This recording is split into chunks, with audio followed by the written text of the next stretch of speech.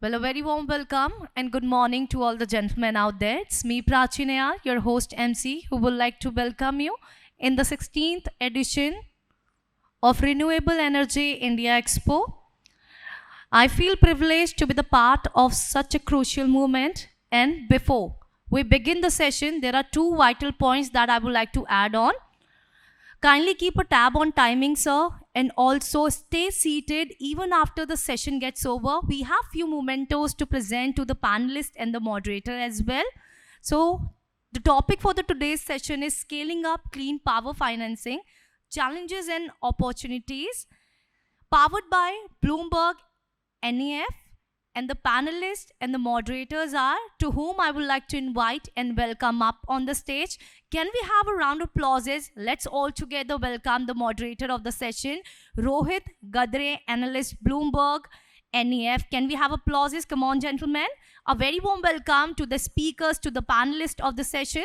First, we have respected Mr. Pratyush Thakur, Investment Director and Country Head, India, Blue Leaf Energy. Sir, can we have you on this? Okay, so he'll be here in a minute.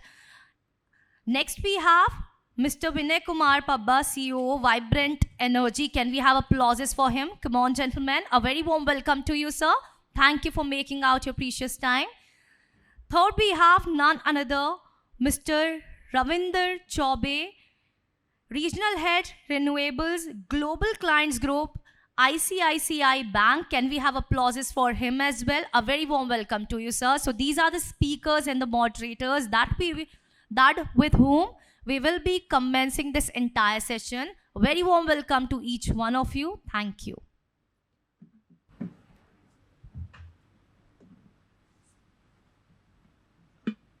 Thank you, Ravindra. Thank you, Vinay, for taking the time out to join me. So what we're going to discuss today is how financing of renewables is working, how it has changed in India. And since we began a little late, what we'll try to do is try to keep the session short and crisp for all of you here. So I want to try and discuss a number of themes today that are sort of affecting the market. I want to discuss, first start with what's happening a little bit on the macro side and how that's affecting interest rates in India. I then want to go on to some of the specific shifts that we have seen in the sector accelerate over the last year or 18 months.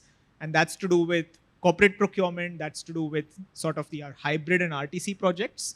And then finally, we'll try to touch a little bit on supply chain dynamics and refinancing, two important aspects of how financing works. So let's dive straight away into the discussion, looking a little bit at the macro side of it. So my understanding, Ravindra, is that two things have happened, sort of. One is that obviously central banks have kept raising rates, whether it's the US Fed, whether it's the Indian banks, many others. And that certainly has led yields to rise across the board. That being said, on the sector-specific risks, it seems that some of the risks that were very pertinent 2 years ago have sort of receded or dissipated a bit, especially in terms of the threat of PPA renegotiations and the payment delays. So there is one factor that's clearly pushing interest rates up across the board, while there are some sector-specific factors that seem to suggest that risks have lowered. Now, taking these into mind, the first question is, do you then agree with this thesis that this is what has broadly happened? And second, then what has been the impact in terms of the broad impact in terms of the rates of lending for fresh projects to renewables now in India? Yeah, so thanks for a quick view of on the financing sector in India with respect to renewable assets. So I would like to divide this discussion on two lines. So one is the pricing aspect, which is more of a system-wide issue. Second is the risk profile of the projects and currently the deals which are available in the market. So I would go slightly, back 3-4 years back. The entire renewable energy addition has really accelerated in the last few years. Along with that, there has been some learning curve with the developers. The regulatory environment has improved. The issues with respect to the development of the project have been gradually being addressed and continue to be seeing an improvement in the overall scenario. So this has actually helped us in improve, looking at the sector with a little, better lens in terms of a better risk profile. Okay, so as you have rightly mentioned out, there were issues in the past with respect to the PPA negotiation and other such regulatory hurdles, which we now see improving. So, which is why you see across the board, the financing to the renewable assets has seen improvement. So, we see currently banks participating with equal interest, as much as NBFCs have been hitherto doing. So that's really a welcome change.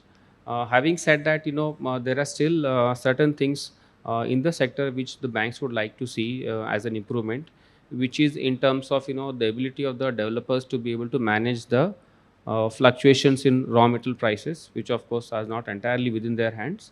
But having said that, the profile of the project should reflect the reality with respect to the raw material sourcing and the project costs, which definitely reflects in the tariffs.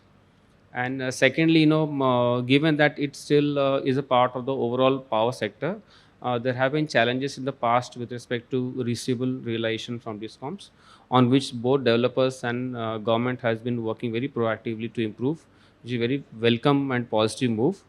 We expect further improvement on this, which will ultimately go out towards accelerated financing of renewable and an improved pace of transition towards green energy. Coming on to the second issue, which is the pricing. So, since it's a long-term asset, what we believe is that a large part of the fluctuation of interest rate over a 20-25 year cycle is already factored into. So, you will have typically, let's say, at least 3 or 4, business cycles over the horizon of the life cycle of the assets. Okay, so which means by and large, some sort of factoring of the risk of a interest rate going up has been factored into the pricing. So, of course, the ROE depends critically on the interest rate, which is the next few years, which is what the developers may be concerned about. But then that's a part of the entire industry dynamics, and unfortunately, inflation is a consequence of certain things which happened the last couple of years, be it commodities or be it eurozone or the US markets trying to contain inflation, and of course the oil price. We expect that things may improve going forward over the next few quarters, and which will help the developers in terms of lower cost of funds. Thank So you. the two broad messages I picked up were, one, that the risk profile is slightly better, but and also that interest rate cycles as a lender are factored in because these are long-term projects. Yeah. I'll turn to Pratyush now. Just mentioning that what we have seen over the last 6 to 12 months is really continued tightening by several central banks around the world. Uh, your risk-free rate is much higher than what it was for a number of years leading up to this period. But like Ravindra said, a lot of the sector-specific risks seem to have receded in the last year, whether it's to do with renegotiation threats, whether it's to do with payment delays, etc. Keeping that in mind as an equity investor, how has it changed your return expectations broadly for the renewable sector in India? Yeah, thanks, Rohit, and I'm sorry for being late to the discussion. I won't blame the traffic. I started late. Of course, the increase in interest rates, the central bank interest rates in the US has impact on equity investors' return expectation globally.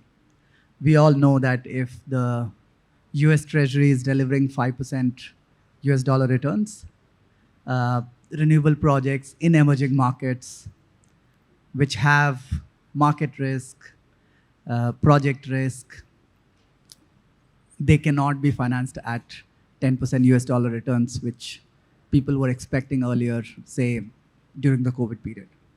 So the expected return profile has changed. It has moved up. How much is, again, depends on the specific risk perception of the investor. But what has also changed is that the risk profile of projects is changing. 2-3 years back, the mainstay of renewable energy development was solar projects, which have relatively lower execution risk, and I would say even lower operational risk compared to, say, wind or wind-solar hybrid or wind-solar storage hybrid. Now, due to the change in the market dynamics, where the customers, which are utilities or large industrial customers, they are expecting the power generators to also take some responsibility on managing the profile of generation. Or the contracts are now getting structured where there's some sort of profile guarantees to be provided by the generator. And that opens a relatively complex contracting mechanism. I'm saying complex, I would not say negative, because that complexity also brings opportunity for larger deployment. Most of the customers, either utilities or corporate customers, understand that by 2030, there will be a glut of solar during the daytime. And during the shoulder hours, when you don't have solar generation, is what you have to fix. Either you fix that through alternative sources like wind, or have storage to shift the energy. So the risk profile of projects is changing for better, because it gives a better attractiveness of renewable energy projects towards the customers. And then that presents a new risk profile for the equity investors. And depending on the contracting structure and strategy, the return expectations would change. Did I address your question? Yeah. So sort of the message is that it's not just the macro which we all can observe and see, it's also that your contracting structures are changing, getting more complex, whether in a good or bad way really depends. And then that therefore affects the risk profile, which you need to account for when you think about financing. Pratyush has kindly done the work of really moving us on to what I wanted to discuss next. What I'll do is I'll try to keep apart two sort of things which are intermingling in the sector today, which is one is these complex structures, these sort of RTC and hybrid projects. And the other growth we are seeing is the CNI space, although there is a lot of overlap. Let me first begin with talking of the CNI space, the CNI sector really. I'll turn to Vinay. Pratyush mentioned structures getting more complex in terms of the contracts. We have seen particular evolution of this VPPA structure, or virtual power purchase agreements. But the understanding of VPPAs in India is quite different from what you would normally tend to associate it with globally. So my question is in two parts. First, how are these contracting structures evolving in India, particularly with the example of the VPPA? And then as a follow-on, how does this how has this affected or changed the way that projects are getting financed? Are there more questions being asked of you as a developer when you go for financing? Thanks, Rohit. Coming from the C&I space, we are seeing some very interesting developments on how these virtual PPAs are being structured, and the specific approach both developers and customers are adopting in India. It began initially with MNCs who have raised ESG funds abroad and who have a requirement to deploy this capital in assets which can generate green attributes. The easiest structure, of course, was, and which has happened in a few cases, is for the off-taker, for the off-taker to give you a standard PPA, a long-term visibility on the PPA, and then take on the merchant risk completely by himself, and he sells the power in the markets. That's the first model, and that's fairly common now, though it's strictly not a VPPA in the strictest sense of the term. But that's we have seen quite a lot of projects taking off in that format. So where you have the off-taker and then the merchant sales happening. The second format that we are seeing is off-takers who are not only willing to deploy capital, but also just want to take the green attributes and just keep them for their mitigation of the carbon footprints of their businesses globally. So we have seen quite a few of these FANG stocks resort to that. So with or without deployment of capital or putting money on the table. So they are willing to take willing to look at long-term arrangements where they take the green attributes, but then I still have the problem as a developer of finding a customer for the brown power, which is stripped of the green attribute. And it's in that space that we have significant challenges in lenders and how they look at the merchant exposure on the brown power component of the power that we generate, and how how we handle that. The third, of course, is the real true form of a virtual PPA where it's a contract for difference.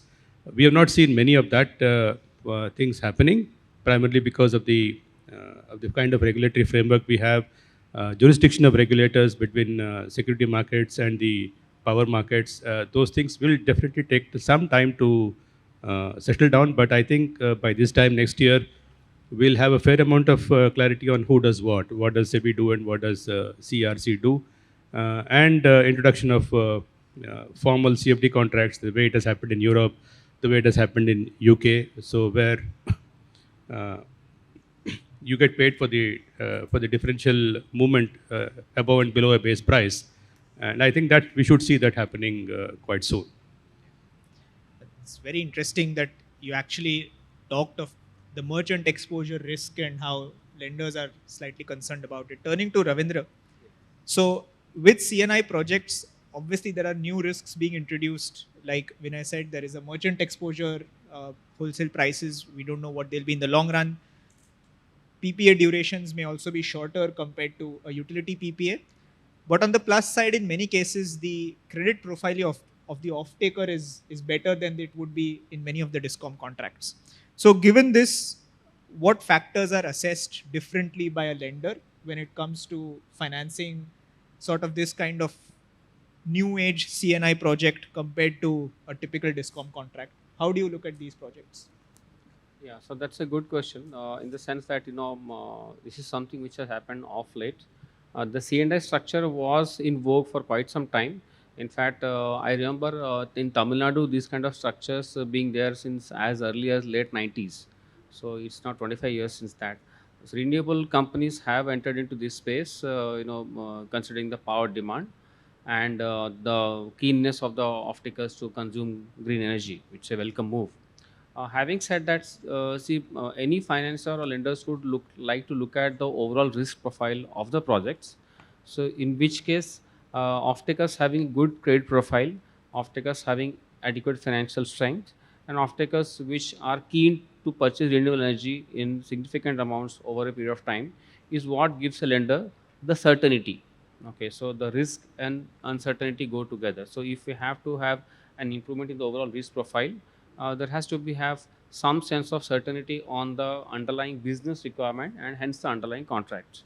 Having said that, the C&I space by and large has got two advantages over the earlier structure, which is that of discoms.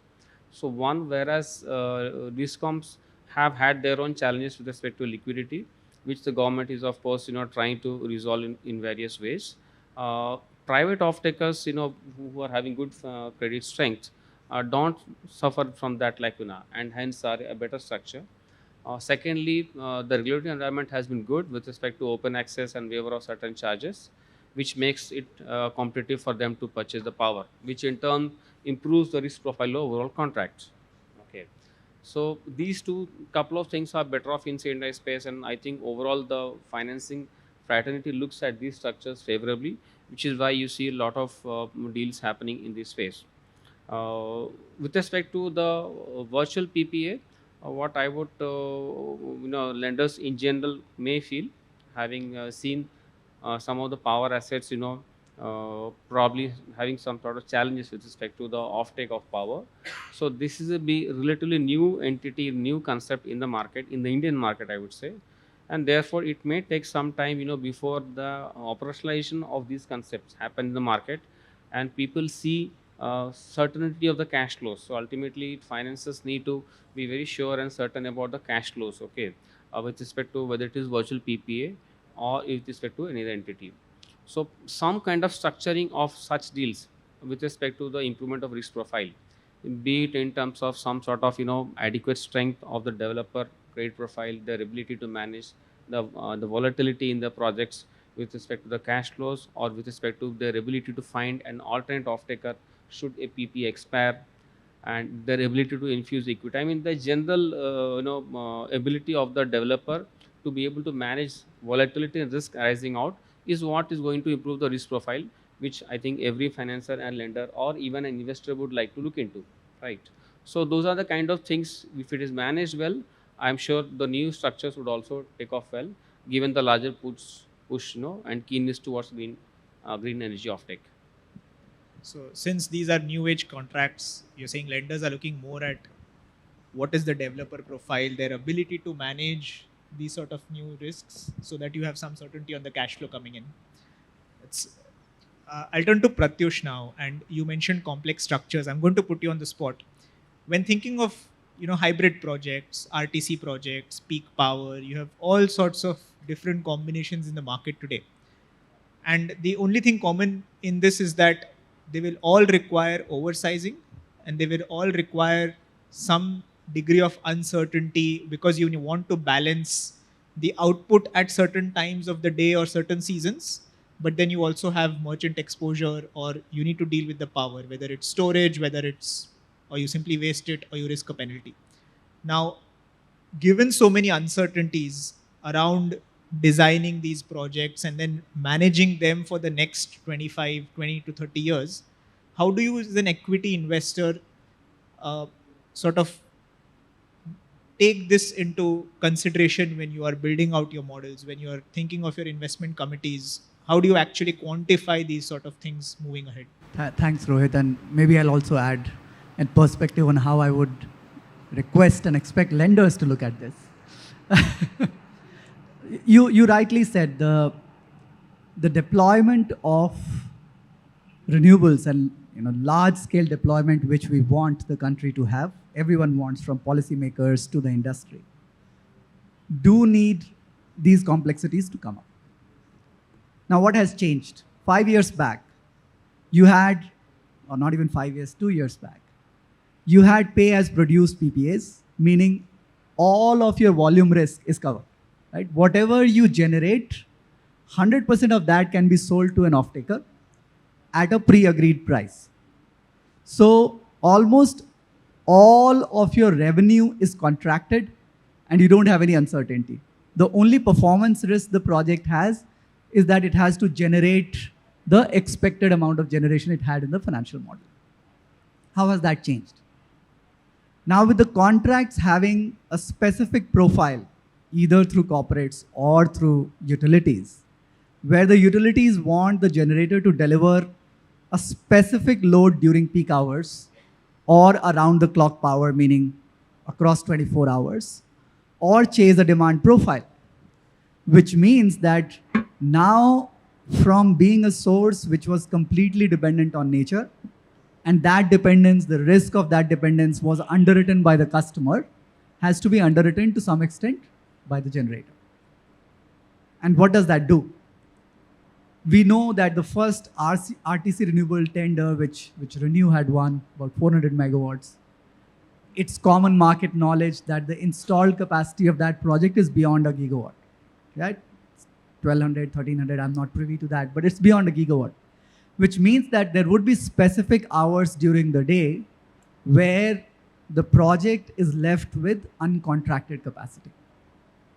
Similarly, the point which Vinay made on new type of corporate structures where there are customers who want to buy the environmental attributes, but they want the generator to sell the power in the market. And there then 100% of the power price risk is on the generator, which has to be solved either through contracting with a trader or taking exposure on the market. So we are now getting to see renewable energy investors getting more and more exposed to the power markets. One may argue that our power markets are not deep enough. Even 100, 200, maybe 300 megawatt of change, either on the buy or sell side, can impact the prices. But I would say our power markets are deeper than many other power markets in developed world. We're trading about 100 terawatt hours of energy on exchange, which is not a small amount. Yes, we have a plethora of products. There is term ahead market, there is day ahead market, there is green day ahead market, there is RTM, there is multiple products available. And the regulators are trying to cater to the requirements of the market. And I'm very, very optimistic that the depth of Indian power markets on the exchange side will further improve, which gives confidence to both equity investors as well as lenders. Then comes really the crystal ball of power price forecasting. Yeah, because when you're setting up financial models for long-term investment, you are basically forecasting your cash flows. You have a relatively well-proven model on estimating energy. We have satellite models we use for solar or wind generation. But for power prices, it's very, very difficult to forecast because history will not repeat itself. I can be very, very certain about that. But still, during analysis, we take a lot of comfort from what has happened in the history. The risk goes down significantly with aggregation. So the risk of prices moving from 0 to 10 in a particular hour is much higher than the risk of prices moving between 0 to 10 for the year.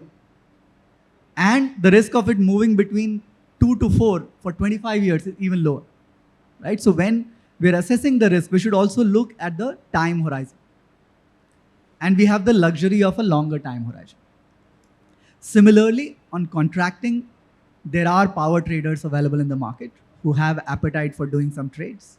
We are right now structuring a few projects where there are multiple types of risk-sharing mechanisms which can be agreed so that the lenders get a baseline to size the debt, and then equity investors can share the risk and rewards with the trader. So those structures are evolving and will evolve. When we are doing our financial modeling, it's a lot of scenario analysis. So what we do is that we run multiple scenarios of how the power demand will grow, how the energy installations will come up, whether there'll be more coal capacities or not. Will there be gas? Will there be imported coal? Whether hydrogen is going to become a big demand center. So all these scenarios are to be forecasted.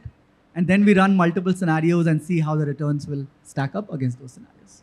So it's a fairly complex but very, very interesting and exciting exercise. And I feel that this is helping boost how much renewables we can bring to India. So it does involve several new steps and ways of thinking that you have to take in, because the very nature of risk allocation has changed, or there are new risks introduced onto developers. You had a gripe with the lenders, but I'll let you speak to Ravindra later.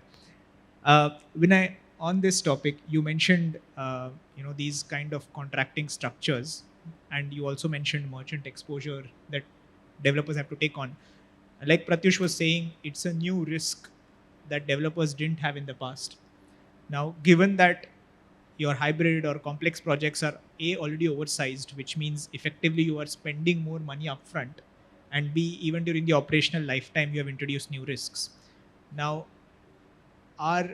what are the ways in which then developers are trying to provide sort of comfort or assurance to their lenders or to their investors when going to them to raise capital? Are there certain covenants you're putting in? Are there certain technologies that one might use? Or is it just a higher cost of capital because the risk is now higher with these projects?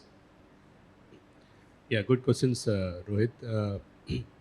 The landscape and the format of projects has been undergoing a drastic change in the last couple of years. We have seen that happen.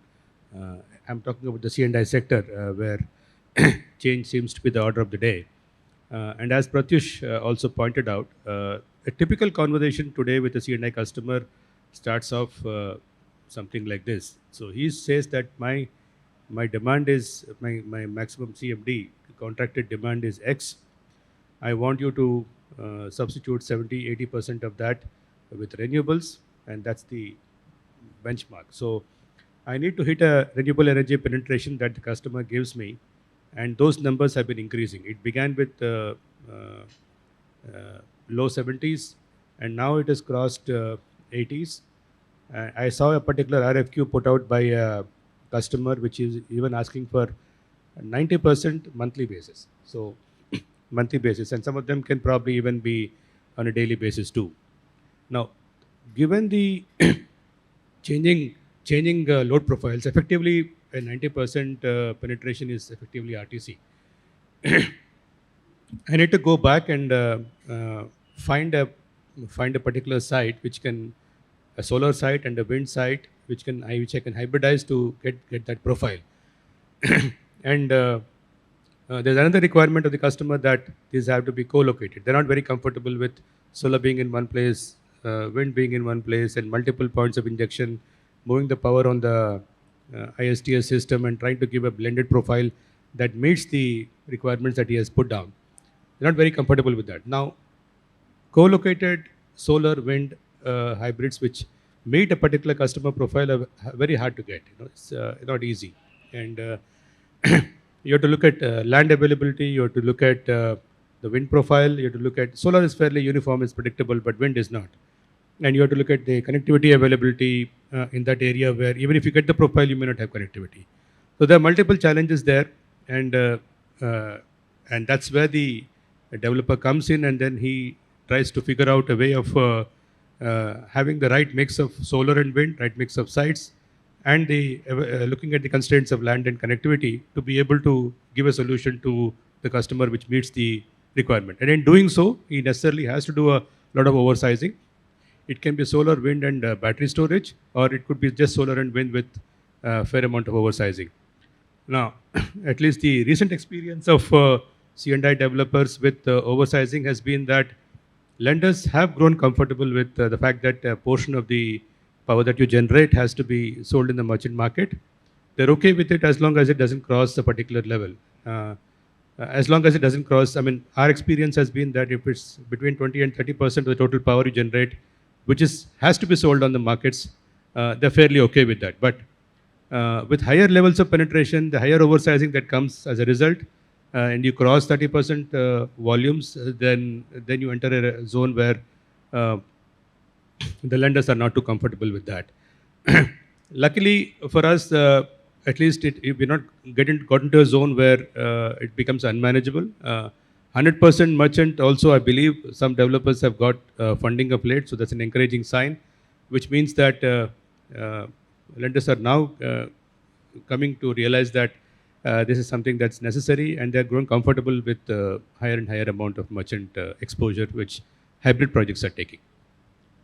So 20 to 30% is definitely okay, and there are instances of IPPs doing a much higher number, which might become the norm that now that these projects are up.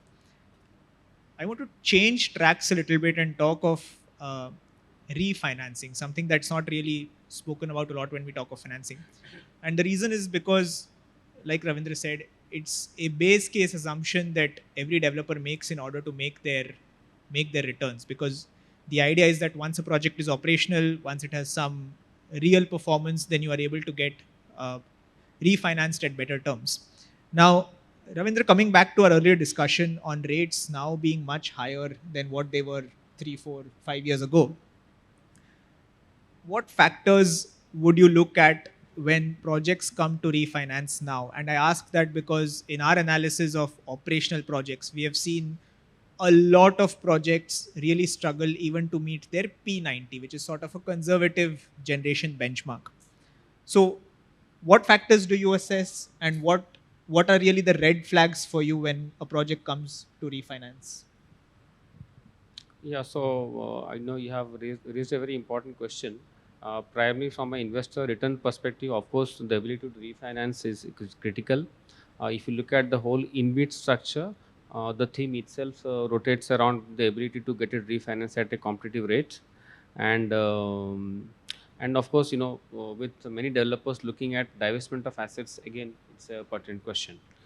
So I would once again, bring back that central theme of certainty of cash flows and the ability of developers to manage risks, okay, which is central to the evaluation of a project in terms of its ability to not only service debt but also provide a decent return to its investors. So when we look at typically operating projects, we understand that execution risks have been taken care of. It's a good thing. Having said that, the operating risks are lower. They are they are actually seen in operational asset. Whatever assumptions were taken during the construction of financing, whether those really play out. Fortunately, we have seen by and large the solar assets have been closer to P90, if not giving it a large miss. Wind assets unfortunately have not been like that, primarily because in wind assets there is an inherent element of volatility. So you'll find at least 1 or 2 years in a decade which will not be good. Secondly, there could be possibly elements of the global climate change is happening, which we are not sure. So there have been discussions around this topic of the surface level temperature of sea changing, causing certain changes in the way the monsoon patterns are visible or the wind speed is visible. So having said that, lenders typically would look at solar projects and wind assets slightly differently, and again hybrid assets slightly differently. So with solar assets, since they are still closer to P90, even though they are giving a not exactly able to reach P90, we would look at the stability of the generation, okay, which in terms means for a given contract or for a given off-take, it results into stability of cash flows. Secondly, we would also like to look at the ability of the developer to be able to manage any kind of contingent events with respect to evacuation.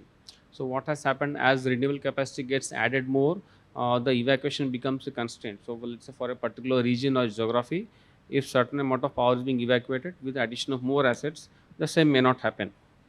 So that's a risk which is always there in a operating assets. And thirdly, of course, what kind of capital structure and management structure is there with the assets. So there's a chance that when the project was under construction, we had a certain capital structure and a finance management structure that may or may not last throughout the life of the asset. So these are the 3-4 key areas which determine the quality of the assets.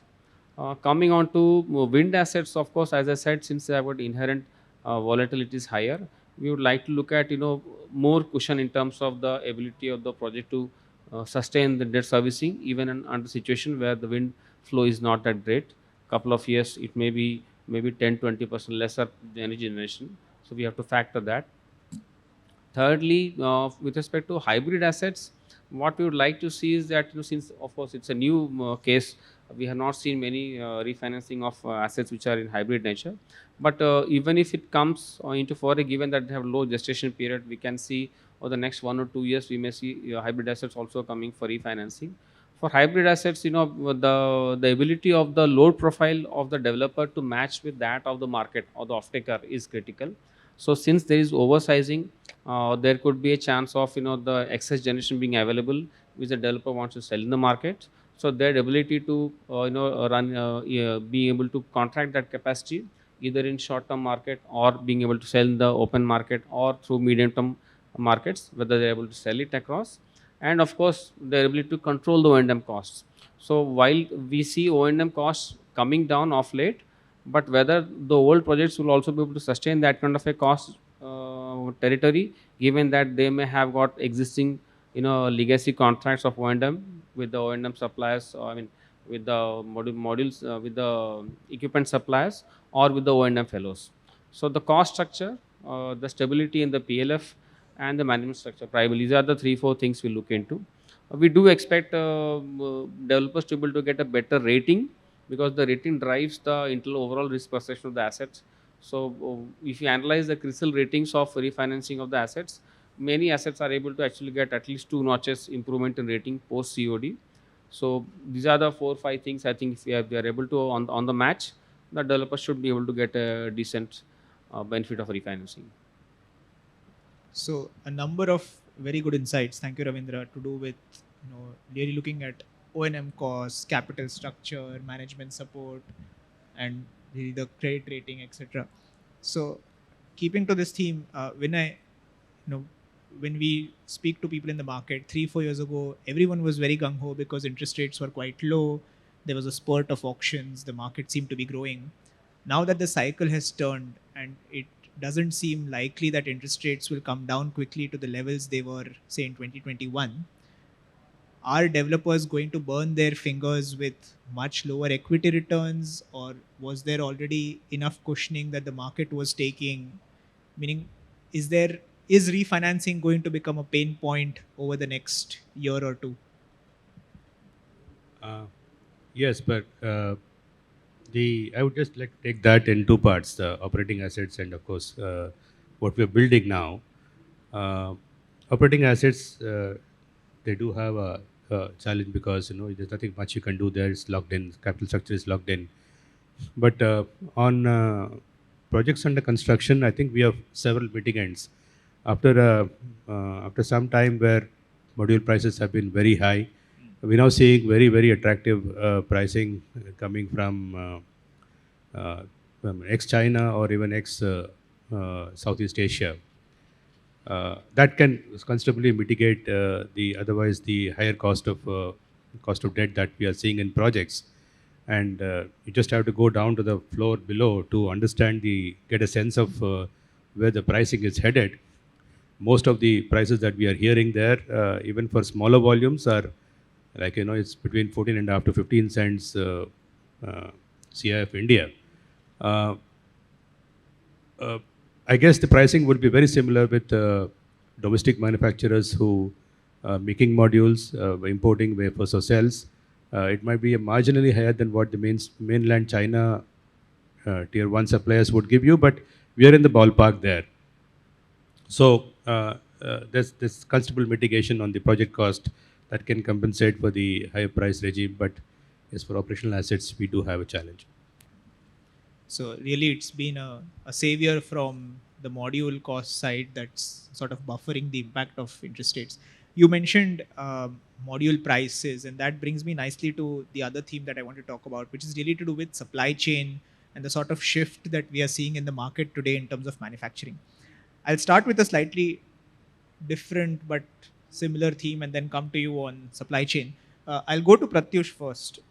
One of the things that's happened is that we are seeing many of the IPPs now enter into manufacturing, in particular solar manufacturing, with the stated aim of securing their supply chain.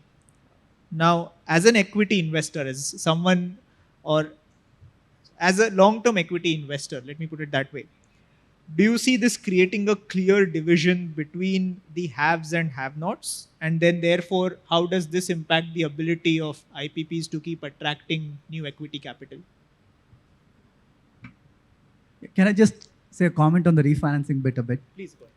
So as Ravindra earlier said, that the life of project or financing as well goes through at least 3, if not 4 business cycles. Yeah. And when then lenders will look at it, they will say that, oh, if the business cycle goes negative, the project should be structured robustly enough that the debt coverage will be there. Yeah. And for equity investors, if the interest cycles turn in my favor, I'll have an ability to reprice the debt at a lower level. If we believe in business cycles, and we should, this will happen, right? So refinancing, it's only a matter of timing. And one should be prepared for both the scenarios. That if the interest rates go up, will there be enough cushion in the cash flows to service debt?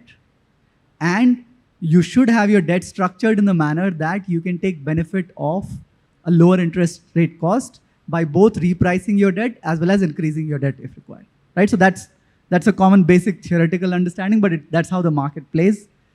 Right now, because interest rates are high, everyone will feel, oh, they'll continue to be high for some time. Everyone's saying, when the Fed governor or the large banks are saying that we should be bracing ourselves for a very long-term high interest rates, yeah? We should be. But we're looking at projects which will live at least 30 years, if not more. There will be scenarios where there'll be a lower interest rate environment, and we'll take benefit of that. Plus, there will be risk reduction. So you'll have both the base rate as well as the spread come down or up depending on the project. Coming back to your point on IPPs investing into manufacturing, yeah? And that's like vertical integration, going up the value chain, which is not unique to our industry. In most of the industries, when the companies become big, they feel that they can create synergies through integrating upstream or downstreams by reducing costs, basically cutting the margin which they give to their vendors, and also taking more control of their supply chain. Now, my view in the IPP space is that traditionally and even now, the IPPs have been funded on the equity side by institutional investors who come from the infrastructure space. And infrastructure space has classically seen long-term concessions where you have a very long-term contract, relatively limited technology risk. Yeah, so you know you're putting big capital, you will have a contract which will service the revenue for a long term, and the asset itself will survive. There will not be risks on its cash flows in future, or only the performance risk is remaining, which gets completely changed if you're getting into manufacturing. Because we all know how rapidly the solar technology is moving. We were looking at 200 watt peak panels not long back. We were looking at cell efficiency of 16% not long back. And we're easily hitting 20% now. I really feel for module manufacturers. You see that the drastic change in the market, supply-demand situation, their supply chains upstream impacting it, and hence it's not an easy business. Now, if an IPP whose primary business is to set up infrastructure asset is bringing a manufacturing risk into the play, we can go back to the same example what Vinay said, that if 30% of the revenue is exposed to the market, the lender will be comfortable. I would say in this case, 30 is also high. If a part of my revenue or part of my exposure is to manufacturing, I'll be okay as an infrastructure investor. It becomes completely different if you're funded by market, public markets, and you're pitching that to the market and raising equity on that basis. But if you're raising equity from infrastructure investors, they will find it hard to invest into manufacturing. But that does not say that there is no opportunistic play, because we are in an environment where there is a large amount of customs duty, which creates an opportunity to make more profits.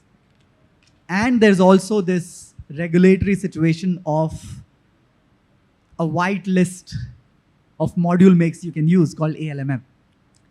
And that's where there is a strategic advantage of having that under your control, even if it is a bit more expensive or it exposes you to more risk. What I have understood surveying the market, there are few large companies who have invested, either through investing into manufacturing setups or companies or getting into contracts, while others have decided to not take this risk because they feel that it's far more complex and they would rather focus on their core competency than focusing on a new area. So I think the jury is divided. You talk to more people, they're having their own views. My view, I've already shared. I agree with the fact that manufacturing is a tough business.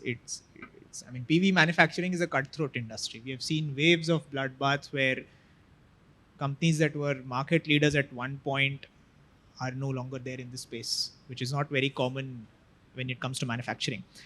You mentioned a couple of things. You mentioned customs duty, you mentioned this whitelist, and I'll add a third thing to it, which is a free trade agreement that India has with ASEAN countries. We won't go into the specifics, but the broad understanding is that currently you can import duty-free from certain nations, so Southeast Asian countries. But if you're importing from China, you are subject to 40% import tax on modules. Now I'll come to Vinay with this question. So we have this strange situation where currently as developers who want to procure solar modules, your choices are that you either try to procure very quickly and set up the projects before 31st March, meaning if you want to use imported modules which are not on the white list, or you simply say, look, I will commission my projects post-March, but then I will try to secure modules from Indian manufacturers who are already on this white list. And then there is a third option of being really adventurous and risky and trying to time it right and trying to get the cheapest modules from the market. Now, the added complexity is that module prices, like you mentioned, have come down a lot, and they may still come down a little bit. There is excess capacity all along the supply chain. Now, given all these factors, uncertainty of tax policy, how are developers trying to factor these in when thinking of their timelines and thinking of the financing that they need to get for their projects? Yeah, that's a big canvas. So there's not much uncertainty on the tariff barriers. I think the government has been consistent in putting out a 25% tariff of basic customs duty and 40% on modules, and that has remained steady, and we don't expect that to change at all. So there's fair amount of certainty. and respect that, because uncertainty creates chaos, and it's good to have certainty on the tariffs.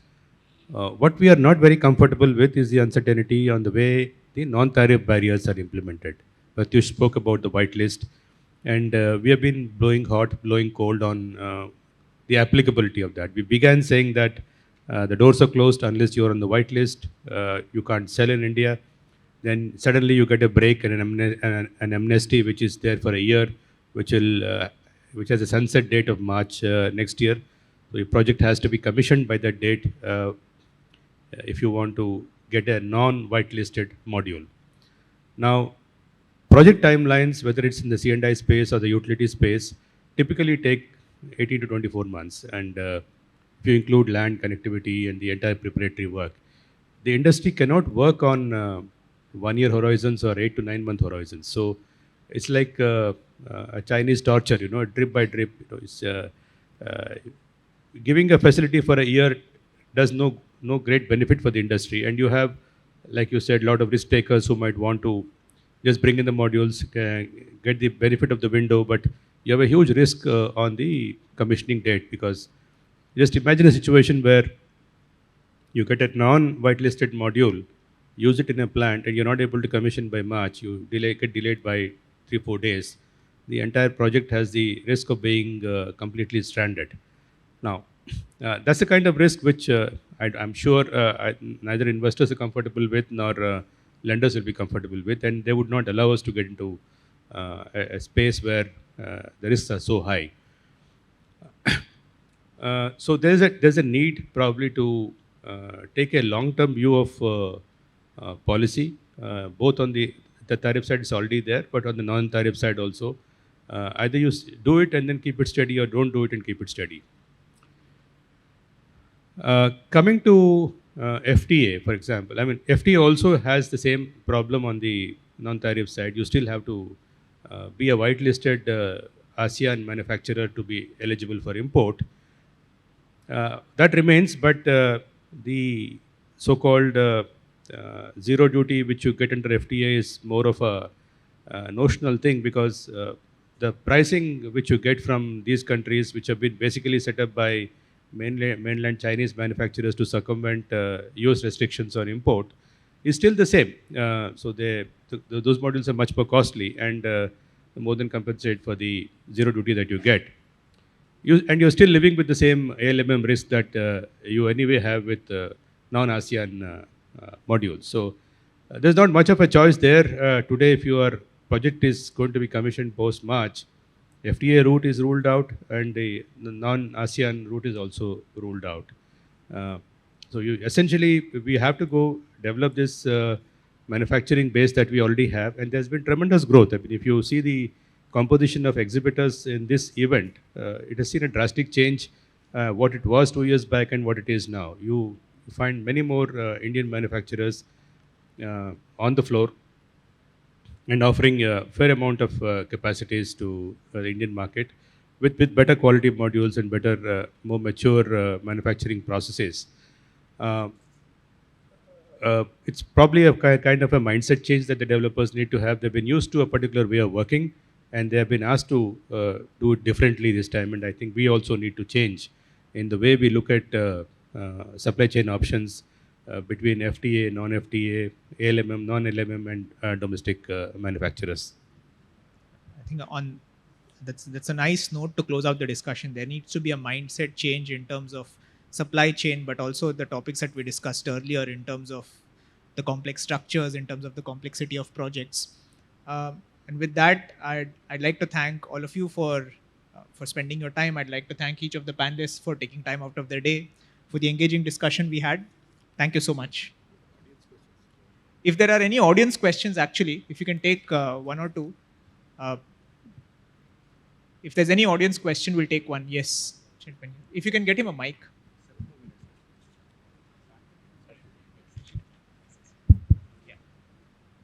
Yeah.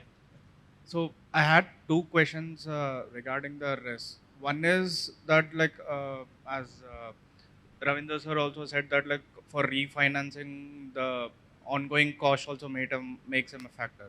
how do you guys see the rise in inflation affecting the whole model? That is one question. The second question I want to ask is that Let's keep it to one so that sir yeah, also has a chance this to is ask. also a continuity question of that. In the same thing of inflation, we see that like there are many module manufacturers in domestic market in India right now.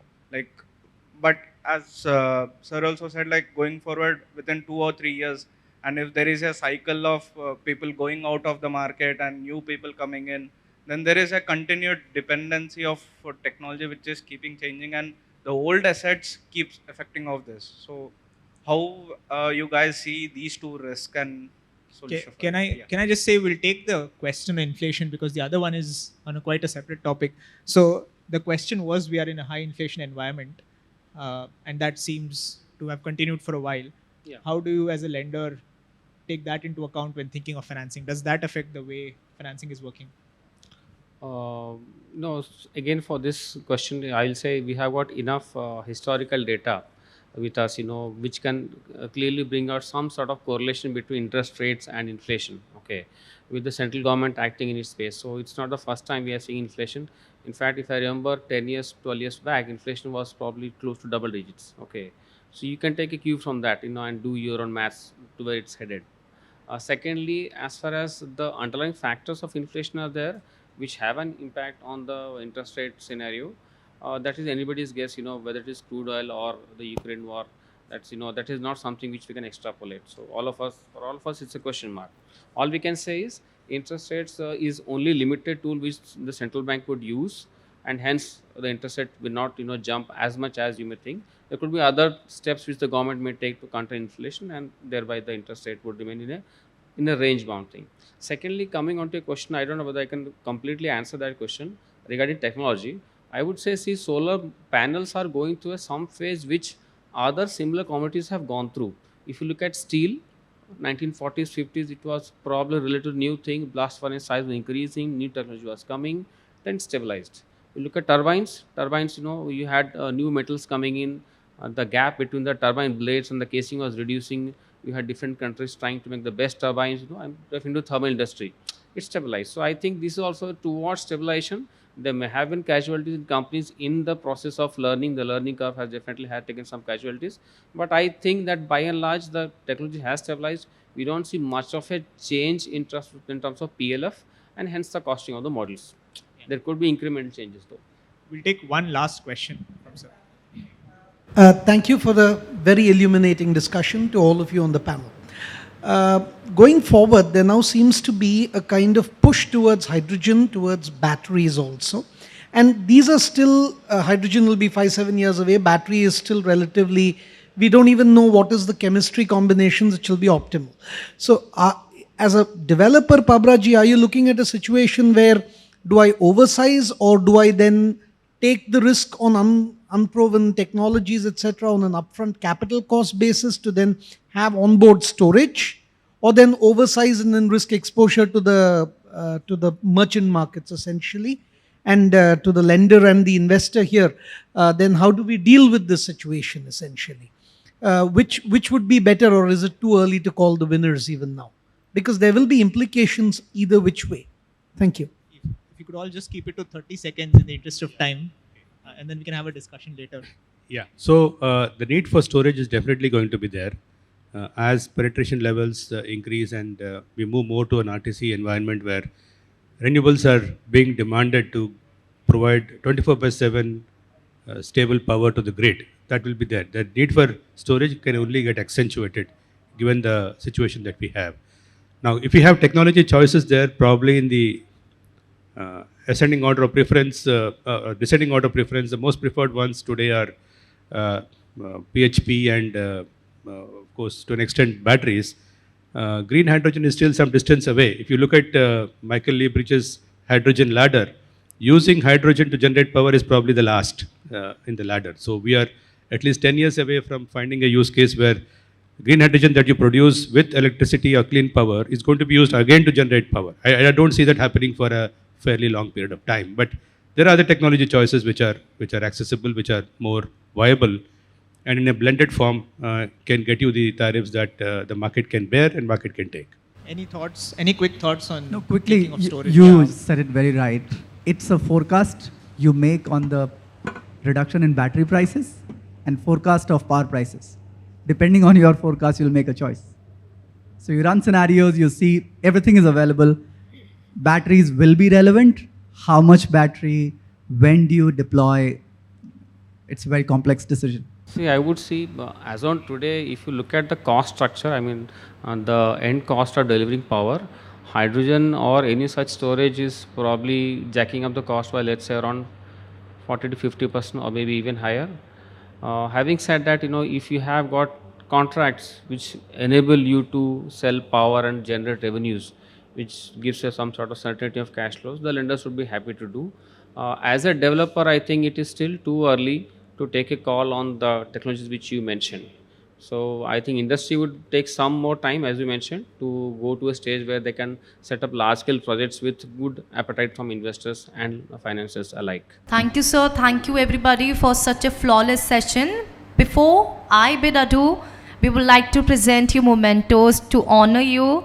Can we have our moderator, Mr. Rohit Gadre, sir? Sir, would like to request you to honor our panelists with the mementos, please.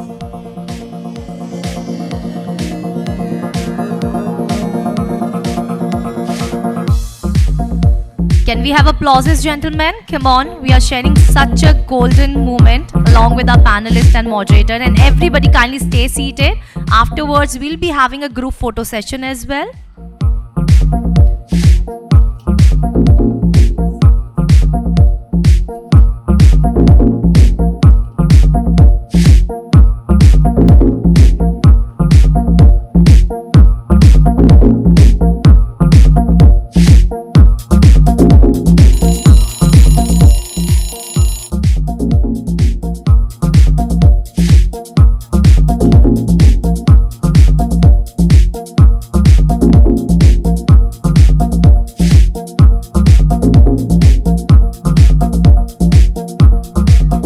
And everybody would like to request you to kindly be here on the stage for the group photo session. Can we have everybody on the stage, please?